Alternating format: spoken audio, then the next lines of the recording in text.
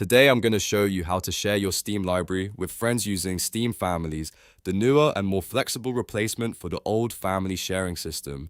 This is a great way to let up to 5 other people access your games while still keeping your own saves, achievements, and accounts separate. If this video helps you out, make sure to hit the like button and subscribe for more easy gaming tutorials. Alright, let's jump right in. First, open Steam on your computer and go to the top left corner of the app. Click on Steam, then choose Settings. Inside Settings, look for the Family tab. This is where Steam now keeps all of its sharing options. Once you're on the Family tab, click Manage Steam Family and then select Create a Family. Now give your family group a name. This can be anything you want, so keep it simple and easy to recognize. After that, you'll see an option to invite a member.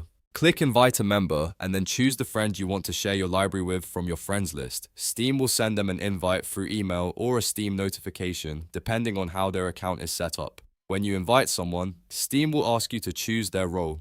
There are 2 main roles here, adult and child. If you're sharing with friends, the adult role is usually the one you want. Adults can invite members and manage the family settings, while child accounts are mainly for younger users and can be restricted by parental controls. For normal game sharing between friends, adult is the best choice. Once your friend accepts the invite, they'll automatically start seeing your shareable games in their library. You do not need to manually transfer files or resend games one by one. Steam Families does the work for you, and it keeps everything organized inside the family group.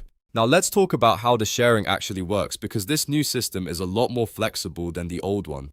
With Steam Families, you can play a game from your library while your friend plays a different game from your library at the same time. That means your account is not locked in the same way the older system used to work. There's also another useful feature. If 2 people in the family actually own the same game, then 2 family members can play that same game at the same time. That makes the system much smoother for shared games that multiple people enjoy. And one of the best parts is that everyone still keeps their own progress. Your friends will have their own save files and their own achievements, so nothing overlaps with yours. That means each person can play independently without messing up your game data or changing your experience. So if you were wondering how to share your Steam library with friends, the answer is Steam Families. Set up a family group, invite your friend, choose the right role, and once they accept, they'll be able to access your shared games right away. If this tutorial helped you, please give it a like, subscribe to the channel, and turn on notifications so you don't miss the next easy gaming guide. Thanks for watching, and I'll see you in the next one.